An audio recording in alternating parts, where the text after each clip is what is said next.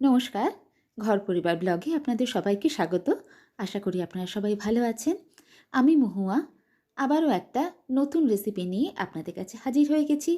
আজকে বানাবো বাঙালির প্রিয় মিষ্টি দই।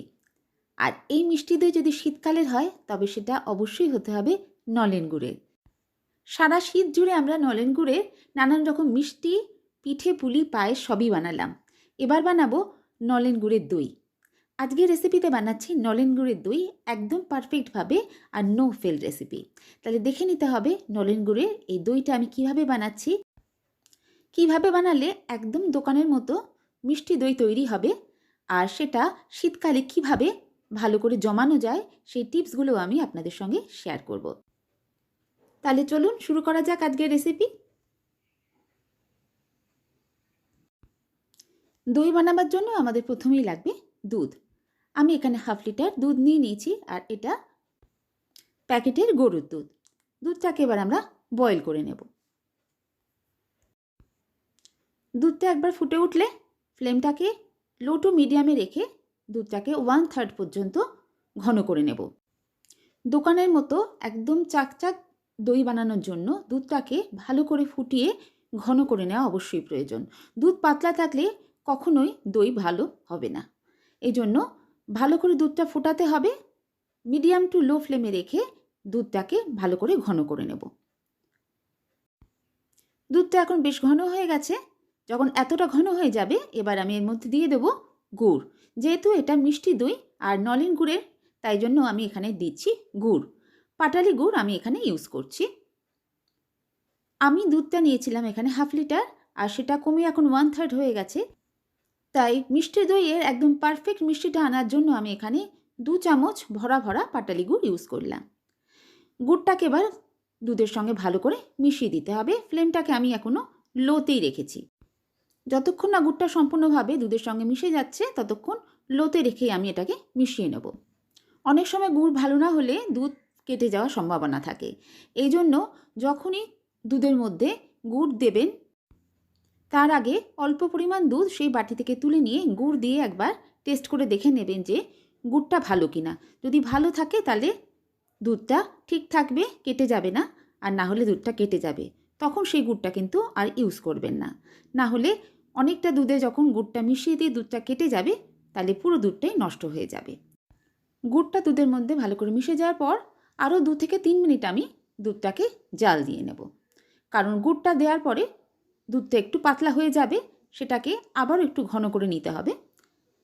একবার ফুটে উঠেছে, এবার আমি একদম ফ্লেমটাকে লো করে দিয়ে 2 মিনিট ফুটিয়ে নেব। দুধটা এখন একদম পারফেক্টভাবে রেডি হয়ে গেছে দই বসাবার জন্য। তবে দুধটা এখন প্রচণ্ড গরম আছে। এত গরম দুধে দই বসানো যাবে না। দুধটাকে একটু আমরা ঠান্ডা করে নেব। এমনভাবে ঠান্ডা করতে হবে যাতে একটা আঙুল ডোবালে গরম লাগে অথচ ধোঁয়া ওঠা গরমটা থাকে না। এজন্য আমরা একটু অপেক্ষা করব। 10 মিনিট আমি দুধটাকে ঠান্ডা করে নিয়েছি।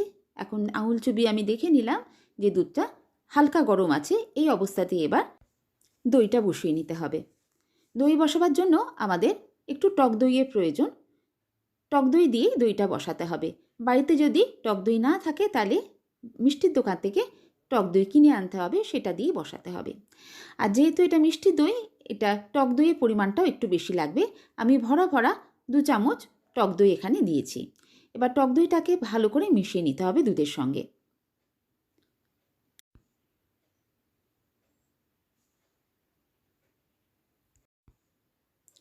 দইটা ভালো করে মিশে গেছে দুধের সঙ্গে। এবার দইটা বসাবো। দইটা যে বাটিতে বসাবো এবার সেই বাটিটা নিয়ে নিচ্ছি। এবার এই বাটিটার গায়েও আমি একটু দই মাখিয়ে নেব। দইয়ের যে শাঁসটা রেখেছিলাম সেই শাঁসটা থেকে একটু দই মাখিয়ে নিচ্ছি।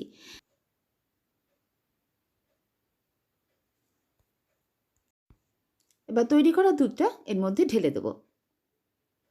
দুধটা গরম থাকতে থাকতেই কিন্তু এই কাজটা করে নিতে হবে।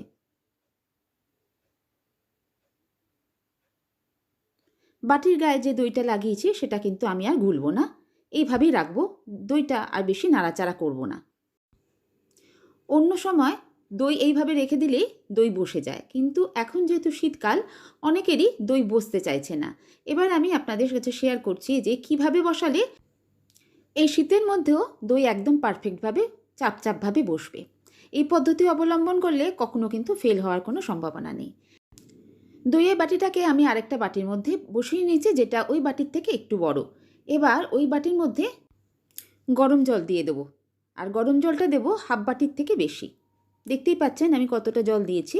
এবার ওপর থেকে একটা ঢাকা লাগিয়ে দেবো। আর এই ঠান্ডার মধ্যে গরম ভাবটা যাতে অনেকক্ষণ ধরে বজায় থাকে, এই জন্য আমি একটা মোটা টাওয়েল নিয়ে নিয়েছি। এই টাওয়েলটাকে ওপর দিয়ে ঢাকা দিয়ে দেবো। এরকমভাবে ঢাকা দিয়ে রাখলে ওই গরম ভাবটা অনেকক্ষণ থাকবে, আর ওই সময়ের মধ্যে দইটা বসে যাবে।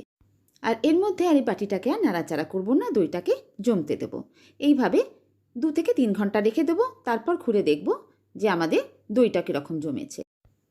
3 ঘন্টা বাদে ফিরে এলাম। এবার আমরা দেখব যে দইটা কীরকম বসেছে। আমি কাছ থেকে এনে দেখাচ্ছি আপনাদের দইটা কতটা সুন্দরভাবে বসেছে। একদম পারফেক্টভাবে বসে গেছে। দোকান থেকে যেমন আমরা মিষ্টি দই কিনে আনি, এই দইটাও ঠিক তেমনই হয়েছে। এই রকম জমাট দই না হলে মিষ্টি দই খেয়ে ভালো লাগে না। দইটা এখন একদম সুন্দরভাবে বসে গেছে। আর যদি দেখেন যে দইটা বসেছে কিন্তু একটু নরম লাগছে, তাহলে এই সময় দইয়ের বাটিটাকে নর্মাল ফ্রিজে আধ ঘন্টা থেকে 1 ঘন্টা মতো রেখে দিতে পারেন। তাহলেই দইটা একদম পারফেক্টভাবে বসে যাবে। আর দই সুন্দরভাবে বসলে দই থেকে কোনো রকম জলও কাটবে না। আপনি যখন দইটা সার্ভ করবেন তারপরেও কিন্তু দই থেকে এতটুকু জল বেরোবে না। তবেই বোঝা যাবে যে দইটা সুন্দরভাবে বসেছে আর দইটা তৈরিও হয়েছে ঠিকভাবে। আমার দইটা এখন সার্ভ করার জন্য একদম রেডি।